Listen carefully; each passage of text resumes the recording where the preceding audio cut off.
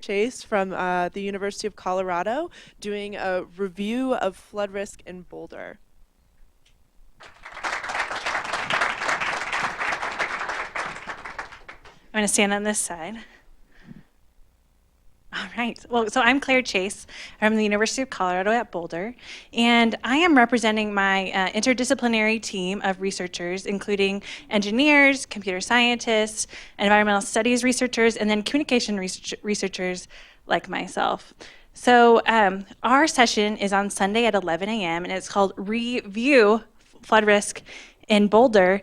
And this stems from our interdisciplinary research that looks at the 100 Resilient Cities Initiative, some post-earthquake Nepal work, as well as what does it mean to be a resilient community, and also engineering modeling. And so where we come from today is that we're really interested in the decision-making process around flood risk, specifically for homeowners. So whenever you own a home, what decisions are you making with flood risk in mind?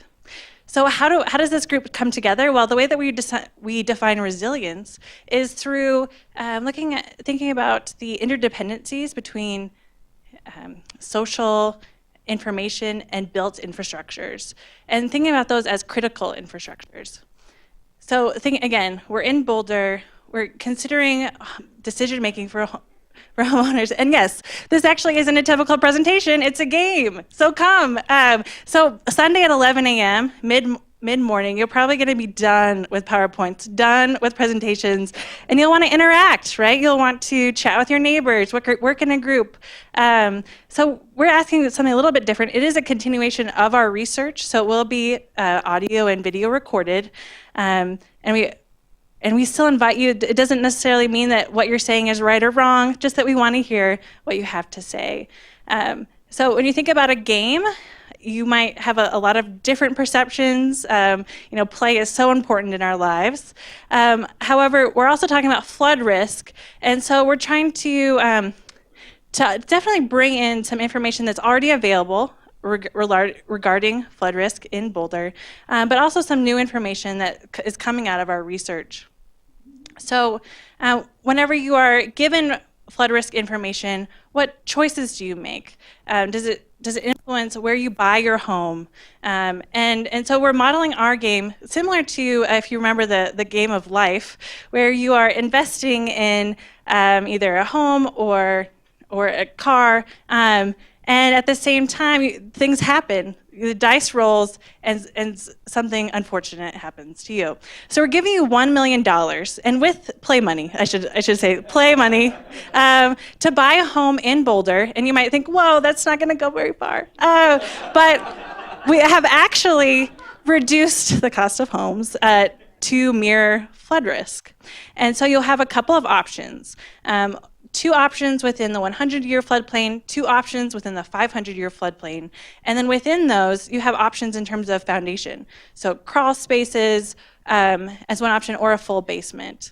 And so typically, you might consider those as saying, for these reasons, I've decided to buy this particular home, and instead we want you to think, we want you to put flood risk at the forefront of your mind. And so to help you do that, we will be giving you some information about what it means to have a crawl space versus finished basement, some of the metrics and maps available in Boulder. And then, so once you buy your home, you have to give us some of the money back. But you will also be given mitigation strategy options to purchase. And with those mitigation strategies, whenever the rain dice, that's what I like to call it. I don't know if that's what my other team members are calling it, but when the rain dice rolls and you don't know what comes up, your mitigation strategies might be useful to you, or they might have been a waste of money. Of course, with this group, it's never a waste of money, right? So forget that I said that part. We'll also be offering some insurance, and so these are real life decisions that you have to make when you live in Boulder, when you live in a risk environment, and whether those options are feasible for you. That's why we are giving you the $1 million. And I'm sure as you're hearing this, probably thinking, this doesn't sound like a very fun game. But I promise that if you're competitive, it might be because there will be a winner. If you can believe that, there will be a winner, at least for our game. And that winner will be given a prize. They didn't tell me what the prize was, but it's probably somewhere between like real $1 million, probably not, or the fake money. And it's probably something better. I'll get that information for you later on. But I guess the important part is that our research team has created models based on riverine flooding, and we think that those will be useful for you as well. And so we'd love to hear your feedback about what processes you think about or what things you think about whenever you're buying a home, when you're a homeowner. And so we'd love to see you Sunday at 11 a.m. Thank you.